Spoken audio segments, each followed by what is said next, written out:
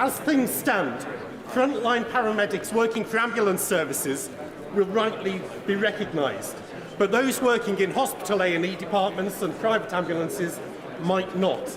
Will my right honourable friend work with ministerial colleagues to ensure that all frontline paramedics can have the recognition their work so richly deserves? Minister. Mr. Speaker, I'm grateful to my honourable friend. He makes his point, as ever, powerfully. I'm sure it will be heard. If it isn't heard, I will make sure it is heard by making the point on his behalf to relevant ministers. Under Rosner. Mr. Speaker, as we begin the 70th year of Her Majesty's reign, the Northern Ireland Protocol still seems to threaten free movement of goods between Great Britain and Northern Ireland. So will the Minister take urgent action to stand up to the bureaucratic posturing of the European Union to ensure that saplings of oak trees can be traded freely between Northern Ireland and the rest of the United Kingdom for the Platinum Jubilee? Minister. Mr. Speaker, I am immensely grateful to my honourable friend, the member for Romford. He makes that point incredibly powerfully. Members across the House will look forward to planting oak saplings in their constituencies to mark this amazing achievement of Her Majesty in her Platinum Jubilee. Mr. Speaker, the Foreign Secretary is on the front bench. I know her well. I serve with her in trade. She is on the case. There is absolutely no reason why oak tree saplings should not be planted in Northern Ireland as they are in every other part of the United Kingdom. Ian Paisley. Thank you, Mr. Speaker. The Queen's Green Canopy is a wonderful way to both celebrate the Jubilee and to promote the environment. Tomorrow in Dervock, Bushmills, Ballymoney and Ballymena, a number of schools, primary schools, will be planting trees to mark Her Majesty's Jubilee. Could I encourage the Secretary of State or the Minister of State, or indeed the Foreign Secretary who will be in Northern Ireland tomorrow, to take an opportunity and visit one of those schools and encourage young people as they promote the environment, honour Her Majesty the Queen, and encourage our country to look positively to its future? Minister. I'm grateful to the honourable gentleman. I entirely agree with him. All members across the House will look forward to planting trees on this amazing anniversary of Her Majesty's reign. I was just before Christmas in his own constituency at my grandfather's former primary school in Armoy. This is cross-community, cross-tradition. We're all looking forward to celebrating it, and I will happily accept an invitation, as I'm sure my right honourable friend, the Secretary of State, would, to join him in his constituency to plant a tree. Jamie Stone. Mr. Speaker, the benches behind me know that my wife hails from County Armagh. There's a tremendous link between Scotland and Northern Ireland in terms of music. Recently, the Kiltern Fiddlers in my constituency have played in Northern Ireland at the guests of the Ulster University. Wouldn't it be splendid if we could celebrate Her Majesty's Jubilee by having musical events the length and breadth of our United Kingdom? Yeah, she'll do. Absolutely. I totally agree with the honourable gentleman, and what a wonderful, harmonious note on which to end Northern Ireland questions. Sir Jones. Thank you, Mr. Speaker. People in Newport West and across Northern Ireland know that Her Majesty has always led by example and demonstrated the highest standards in public life. So can the Minister confirm that this government will be following her example as they mark the Platinum Jubilee? Minister. The honourable lady is absolutely right that Her Majesty is an example to us all, and it should unite this House in thanking her for her decades of dedicated service to our country and the Commonwealth. Stephen Farley. Question 6, please. Secretary of State. Thank you, Mr. Speaker. My engagement with the Northern Ireland business community is extensive, and in fact just this week, as I do every week, I've been in Northern Ireland engaging directly with businesses to discuss the impacts of the protocol as well as any wider concerns or issues. Stephen Farley. The government published its command paper last July. The European Union published 4 papers in October last year. I understand the government has tabled a revised legal text in the negotiations. So does the Secretary of State recognise that there is a desire from businesses in Northern Ireland for much greater transparency around the UK government's negotiating objectives? Look, I would say to the honourable gentleman, we've been very transparent and clear with businesses. Both myself and the Minister for Europe and indeed the Foreign Secretary have met with businesses and engaged with businesses, as we will be tomorrow, outlined to exactly what our objectives are, which are to deliver for what businesses in Northern Ireland want, which is to rectify the problems that are hampering their businesses in Northern Ireland. We need to correct the protocol, and the EU needs to show some flexibility to make that work. We now come to the final question. Shadow Minister Tony Young on the answer. Mr. Speaker, when it comes to negotiations with the European Union, this government told us we could have our cake and eat it. But we have a harsh reality, Mr. Speaker.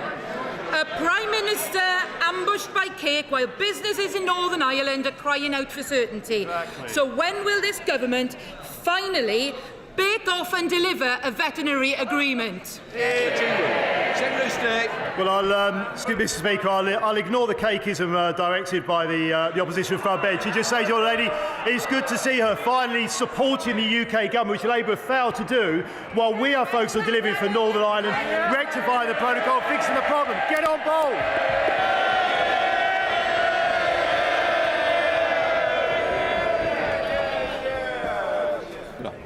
Before we come to Prime Minister's questions, I would like to point out that the British Sign Language interpretation proceedings is available to watch on Parliament Live TV.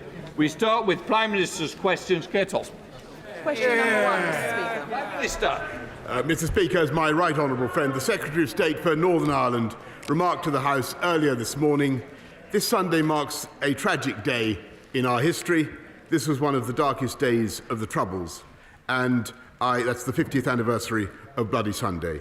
And I echo his call to learn from the past, to reconcile and build a shared, peaceful and prosperous future. Mr. Speaker, this morning I had meetings with ministerial colleagues and others. In addition to my duties in this House, I shall have further such meetings later today. I associate my remarks with the Prime Minister on Bloody Sunday. Did the Prime Minister agree to the Chancellor of the Exchequer writing off £4.3 billion of fraud? That's £154 of every household in the country. That went directly into the pockets of fraudsters. No, of course not, Mr. Speaker. But what I can tell him, we do not support fraudsters or those who steal from the public purse, Mr. Speaker. But what I can tell her is that everybody in this country should be very proud of the huge effort that was made by Lord Agnew and others to secure ventilators and to secure PPE. And at the time, Captain Hindsight and others were calling for us to go faster, Mr. Speaker. Craig Tracy. Thank you, Mr. Speaker. My local hospital, the George Eliot, has recently issued all of its staff, helpers and volunteers with a medal in recognition of the work that they've done and continue to do through the COVID pandemic. Would the Prime Minister join me in thanking them all for the incredible work they've done, including the specialist teams such as palliative care, who've had to act as surrogate families for patients whose relatives who've been able to attend because of restrictions? And will he consider following their lead in issuing a National Service Medal for all of our key workers who've done such an outstanding job in keeping our country going through the pandemic? Prime Minister. Yes, of course, Mr. Speaker. I thank my honourable friend, and I'm pleased that so many of the volunteers and the staff at George Eliot Hospital have been recognised in the Queen's New Year's honours list. I've seen the medal that they are proposing, and I think it's lovely, Mr. Speaker. And as I've told the House before, we're establishing a UK Commission on COVID commemoration to consider how we can commemorate everything that we've all been through, and the Commission will also consider how we can recognise the courage of frontline workers. We now come to the Leader of the Opposition, Keir Starmer. Thank you, Mr. Speaker, and can I join with the Prime Minister in his comments in relation to Bloody Sunday? The Ministerial Code says that ministers who knowingly mislead Parliament will be expected to offer their resignation. Does the Prime Minister believe that applies to him? Prime Minister. Mr. Speaker, of course, but let me tell the House that I think he's inviting a question about an investigation which, as you know, Mr. Speaker, I can't comment, and on which he, as a lawyer, Mr. Speaker, will know that I can't comment on. And what I am focused on is delivering the fastest recovery of any European economy from COVID, the fastest booster rollout, 400,000 more people on the payrolls now than there were before the pandemic began. And we're launching a policy tomorrow, Mr. Speaker. He talks about people being out of work. In my case, that's what I understand why he wants it. We're launching a plan tomorrow, Mr. Speaker, to get 500,000 people off welfare into work. It's a fantastic idea. I hope he supports it. Keir Starmer. I think the Prime Minister said yes, he agrees the code does apply to him. Yes. And therefore, if he misled Parliament, he must resign. Yes. On the 1st of December, the Prime Minister told this House, in relation to parties during lockdown, all guidance was followed completely in number 10 from that dispatch box. Yeah. On the 8th of December, looks quizzical, he said it. On the 8th of December, the Prime Minister told this House, I have been repeatedly assured since these allegations emerged there was no party. So since he acknowledges the ministerial code applies to him, will he now resign? No, Mr. Speaker. But you know, since he asks about COVID restrictions, let me just remind the House, and indeed remind the country, that he has been relentlessly opportunistic throughout. He has flip-flopped from one side to the other. He would have kept us in lockdown in the summer, Mr. Speaker. He would have taken us back into lockdown at Christmas, Mr. Speaker, and it's precisely because we didn't listen to Captain Hindsight that we have the fastest growing economy in the G7, Mr. Speaker, and we have got all the big calls right. The guy that said in hindsight he now appreciates it was a party. We've discovered the real Captain Hindsight, haven't we, Mr. Speaker? Wearing a party hat. Let me spell out. They shout now. They're going to have to go out and defend some of this nonsense. Let me spell out the significance of yesterday's developments. Sue Gray matter to the police, having found evidence of behaviour that's potentially a criminal offence. Prime Minister, if you do not understand the significance of what happened yesterday, then I really do despair. Because the police,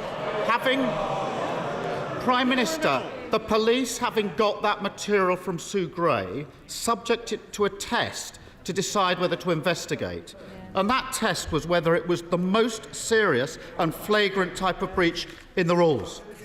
The police spelt out that what they meant by that those involved knew or ought to have known what they were doing was an offence, and that there was little ambiguity about the absence of any reasonable defence.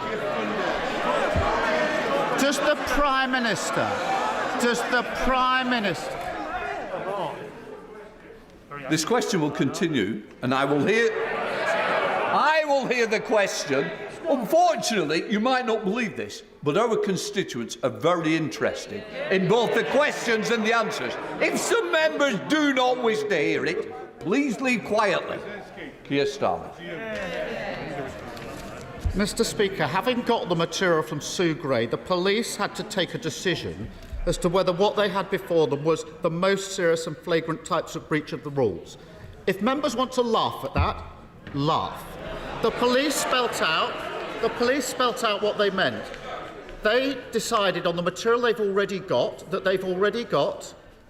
that those involved knew or ought to have known what they were doing was an offence, and that there was little ambiguity around the absence of any reasonable defence.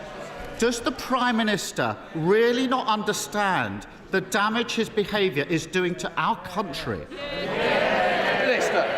Mr. Speaker, I hope that the right honourable gentleman understands that although the issue that he raises is important, there is simply no way, as he knows, as a lawyer, that I can comment on the investigation that he is currently taking place. But what he also knows, he talks about the most serious issue.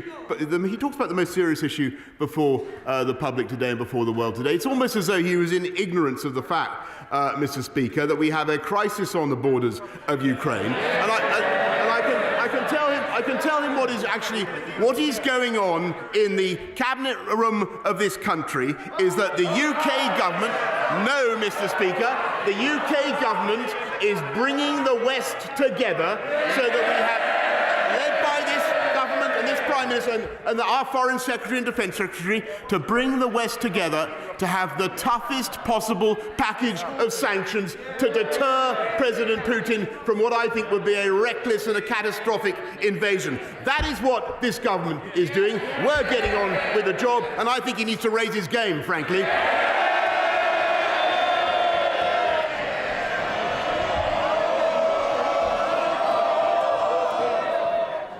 Can I just say honestly, just sit. Can I just say to both sides, our constituent watching it, tensions are running high, and what we need to be able to do is allow the people out there who are bothered about their futures to hear what is said on both sides. So please, let's give the respect our constituents deserve. Keir Starmer. Mr. Speaker, this was the Prime Minister who went into hiding for 5 days because of these allegations. Talk to me about being around for the allegations. Mr. Speaker.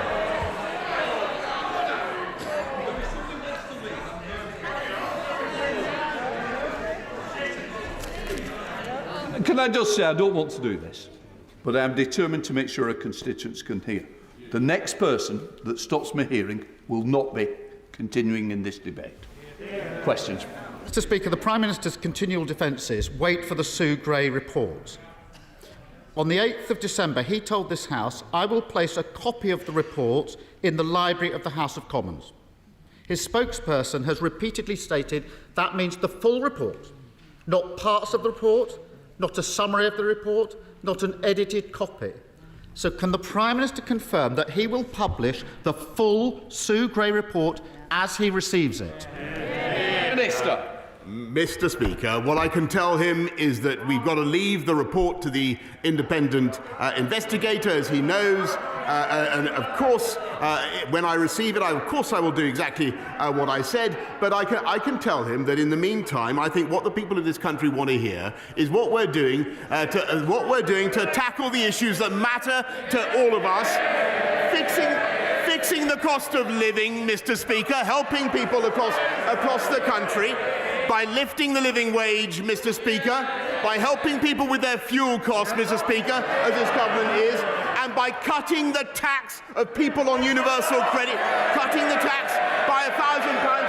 And, Mr. Speaker, that party opposite are committed to abolishing universal credit. That's their policy. Keir Starmer. Cutting the tax. The police say the evidence meets the test. Frankly, the public have made up their minds. They know he's not fit for the job, and that's what really matters here. Throughout this scandal, the Tories have done immense damage to public trust. When the leader of the Scottish Conservatives said the Prime Minister should resign, the leader of the House called him a lightweight. English Conservatives publicly undermining the Union by treating Scotland with utter disdain. How much damage are the Prime Minister and his Cabinet prepared to do to save his skin? Minister. Well, Mr. Speaker, I think that he was offering a yet more general criticism of what's been going on in Downing Street. Let me just remind the House of what's been going on in Downing Street. We've been prioritising the COVID backlogs, Mr. Speaker, investing massively in 9 million more scans so that people get the treatment that they need and that they've been waiting for, and making sure that we have 44,000 more people in our... Yes, it says it's rubbish. They didn't vote for it, Mr. Speaker. They don't support it. 44,000 more people in our NHS now than there were in 2020, Mr. And we're fixing social care, Mr. Speaker, which governments have neglected for decades, and Labour did absolutely nothing. They have no plan at all to fix the NHS or to fix social care. Vote Labour, wait longer. Keir Starmer. The reality is that we now have the shameful spectacle of a Prime Minister of the United Kingdom being subject to a police investigation. Unable to lead the country, incapable of doing the right thing, and every day his cabinet fail to speak out, they become more and more complicit. And what's utterly damning, despite the huff and puff, is that this is all happening when petrol prices, the weekly shop and energy bills are going through the roof. 3 months ago, Labour suggested cutting VAT from energy bills. Still, the government has failed to act. Instead of getting on with their jobs, they're wheeled out to save his. Whatever he says in his statement later today or tomorrow won't change the facts. Isn't this a Prime Minister and a government that have shown nothing but contempt for the decency, honesty and respect that define this country? No, Mr. Speaker, we love this country and we're doing everything in our power to help this country. And of course he wants me out of the way, Mr. Speaker. Of course he wants me out of the way. He does. And I can't, and many people, of course, I don't deny it for all sorts of reasons. Many people may want me out of the way, but I tell you the reason he wants me out of the way is because he knows that this government can be trusted to deliver. And we did. And we delivered on Brexit, Mr. Speaker. He voted 48 times. He voted 48 times to take this country back into the European Union. We delivered. He did. He can't be trusted. We delivered the fastest vaccine rollout in Europe, Mr. Speaker. And we will deliver on our plan to unite and level up across the whole of the UK. Crime down 10%, Mr. Speaker. Job vacancies at a record high. Colossal investment in... Yes, Mr. Speaker, we're delivering and they have no plan. 3 times as much tech investment as France in this country, twice as much as Germany. We have a vision for this country as the most prosperous and successful economy in Europe because we are going to unite and level up. The problem with the Labour Party today, Mr. Speaker, is that he's a lawyer, not a leader. That's the truth. That's the truth, Mr. Speaker.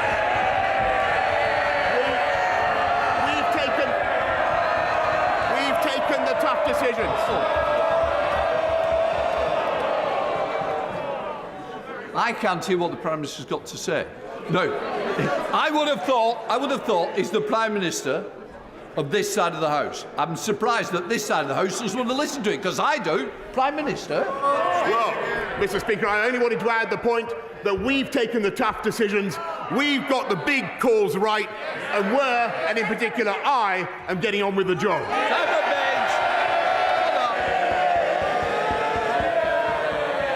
Thank you, Mr. Speaker. In Clwyd South, the Welsh Government has been dragging its feet on urgent repairs to the Newbridge Road, while in contrast, the Prime Minister and his government have delivered record Levelling Up Fund investment of £13.3 million along the Dee Valley, from the Trevor Basin to Llangollen and Chirk and on to Corwin.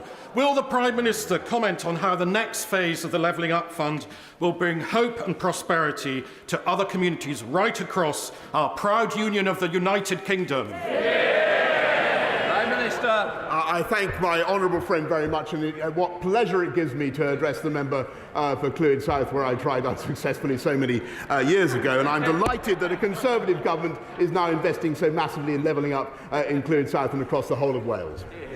We now come to the leader of the SNP, Ian Blackford. Thank you, Mr. Speaker. And can I associate myself with the remarks of the Prime Minister on Bloody Sunday? And I'm sure, Mr. Speaker, you and the entire House will want to commemorate tomorrow the Holocaust Memorial Day, when 6 million Jews lost their lives at the hands of the regime of Hitler. And of course, we remember other genocides, not least more recently in Bosnia, and we all pray for continued peace in that country. Mr. Speaker, at the heart of this matter, we have a Prime Minister who is being investigated by the police for breaking his own laws. Absolutely unprecedented. A man who demeans the office of Prime Minister. This is the latest in a rap sheet that is already a mile long. Illegally proroguing Parliament, misleading the House, decorating with dodgy cash, partying while the public suffered.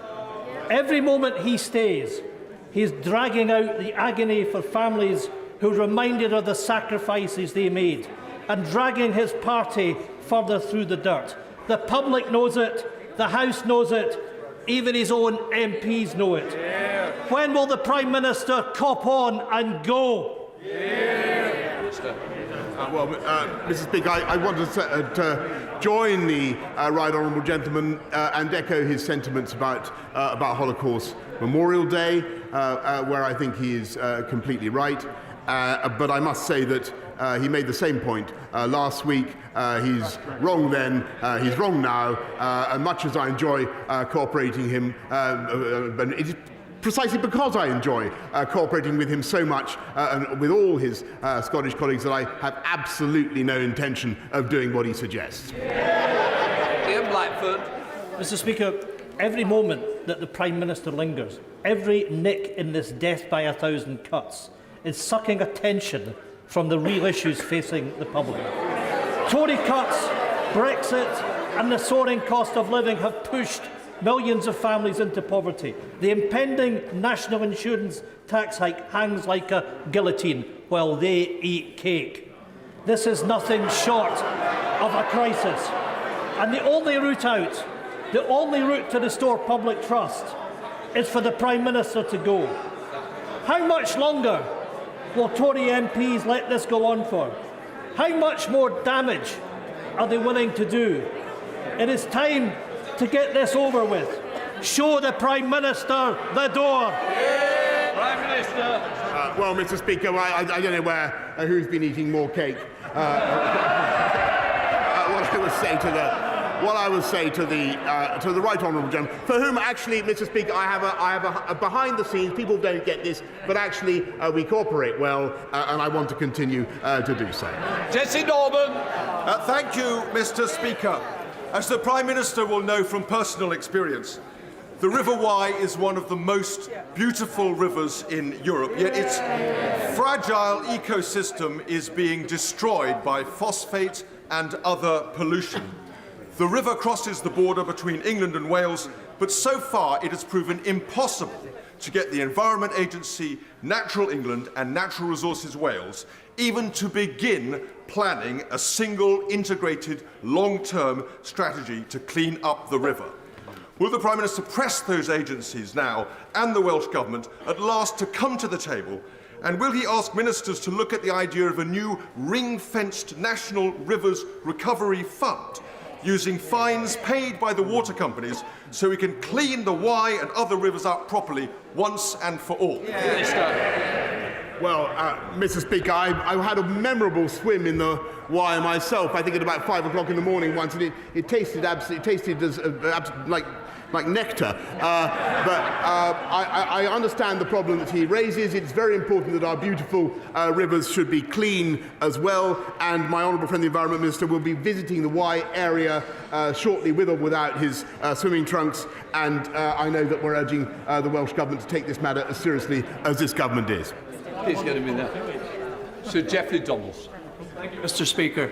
The Prime Minister will know that many families across the United Kingdom are struggling with the increased cost of living and rising energy costs. But in Northern Ireland, that is compounded by the protocol. 27% is the increase in the cost of bringing goods from Great Britain to Northern Ireland when we can get access to those goods. It is costing business £2.5 million every day, almost £1 billion a year, the cost of the protocol. The Prime Minister talks about uniting this nation and levelling up. He could do that by removing the Irish Sea border and restoring Northern Ireland's place fully within the UK internal market.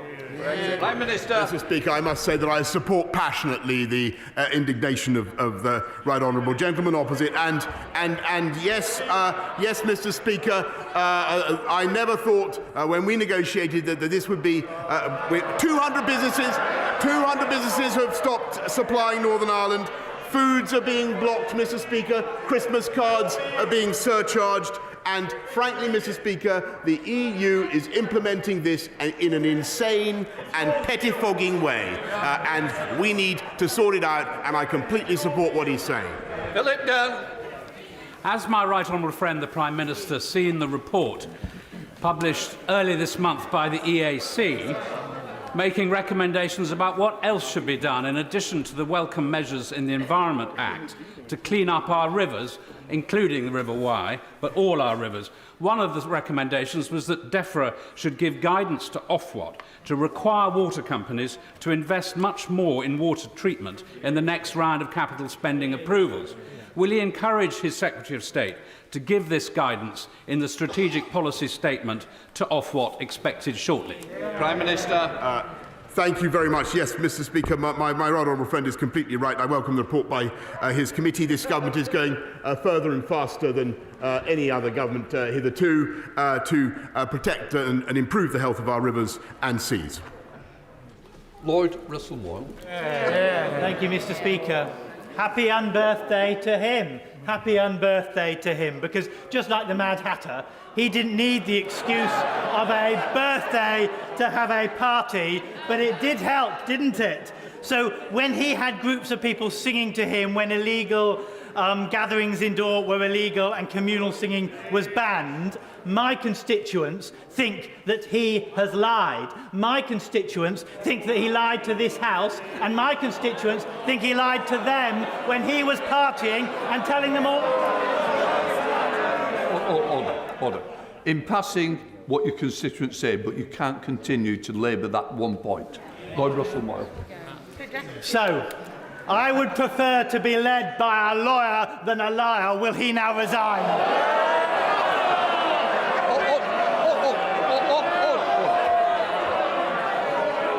The honourable member will be withdrawing that last comment. I withdraw it. That's what my constituents think, not mine. Right to less of that, Prime Minister. Well, I think that the honourable gentleman, I'm afraid, in everything he said just now, plainly doesn't know what he is talking about. He plainly doesn't know what he's talking about. What I can tell him, and what I can tell his constituents, is that irrespective of what they want to focus on, and I understand why they do, Mr. Speaker, this government is going to get on with the job and deliver for the people of this country. Cheryl Murray. Mr. Speaker, the great people of Cornwall voted in our Prime Minister on a promise to get Brexit done. He was successful. Faced with the global pandemic, our Prime Minister set out to build a world-beating vaccination programme to save lives. Mr. Speaker, he was successful. He's now lifted COVID restrictions against huge pressure not to do so, and he's got the economy back on track. Can I ask my right honourable friend, the Prime Minister, will he continue to deliver on the priorities of my constituents and the millions across this country who voted for him in 2019?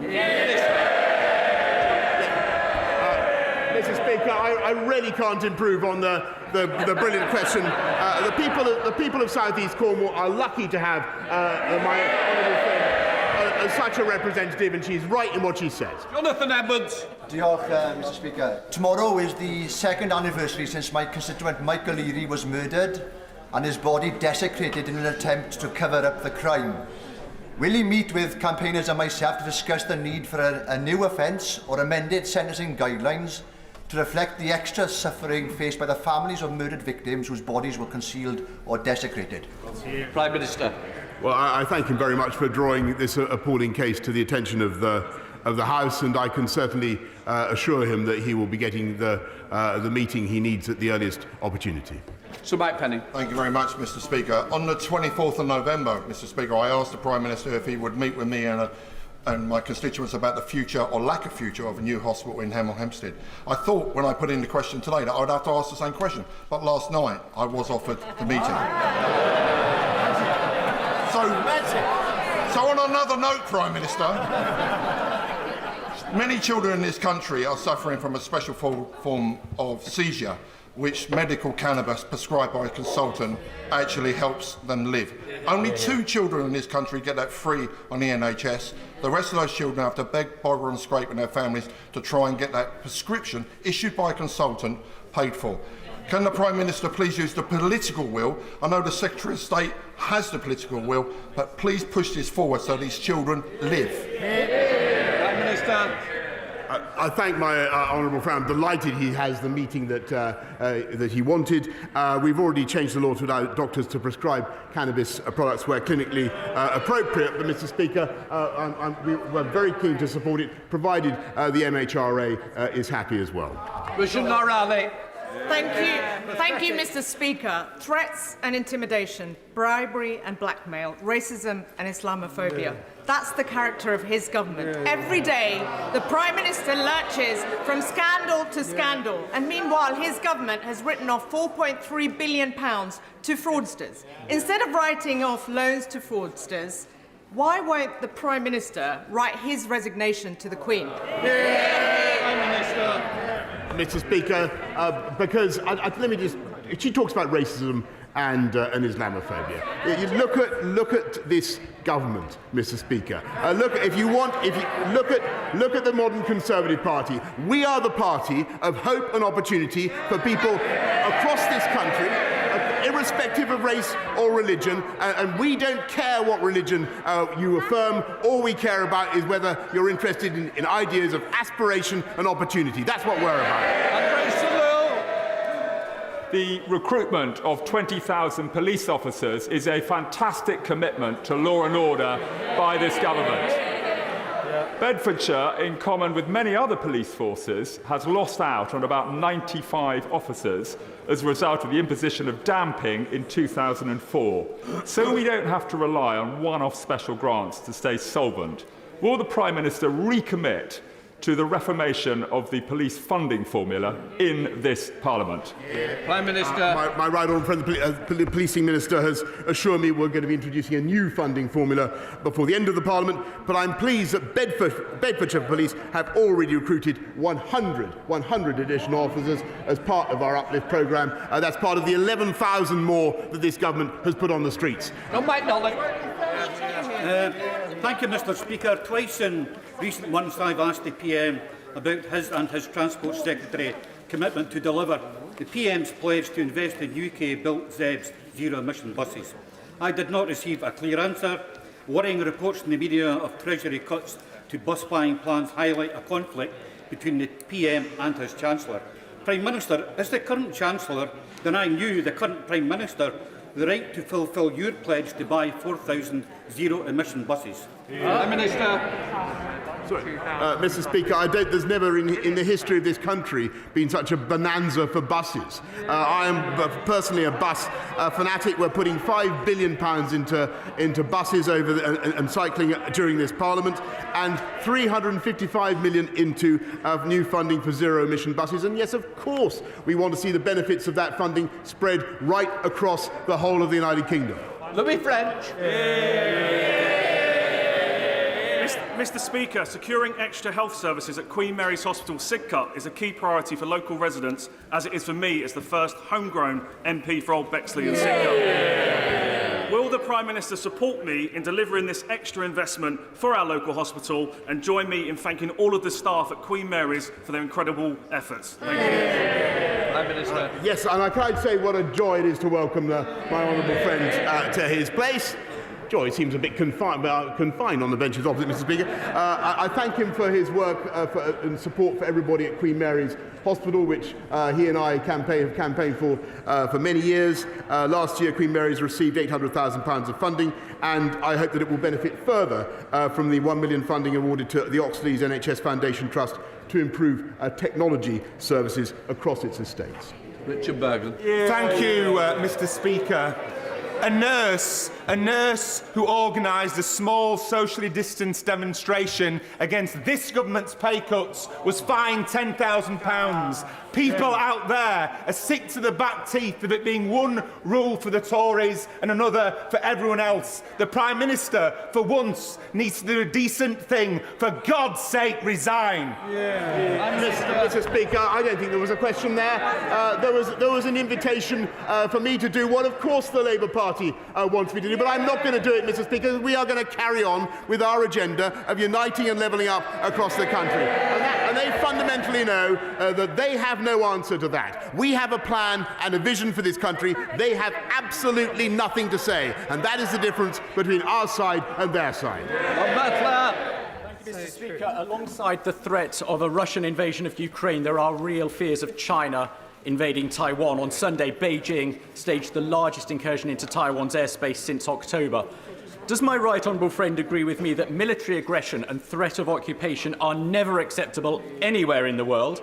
And will he confirm that under this Conservative government, the UK will always be at the forefront of standing up forcefully for freedom and democracy, security and stability? Yes, I thank my honourable friend. I want to tell him that the Chinese military flights that have taken place near Taiwan in recent days and months are not conducive to peace and stability in the region. And what we need is a peaceful and constructive dialogue by people on both sides of the Taiwan Strait. And I know that is what my right honourable friend, the Foreign Secretary, and all colleagues are working for.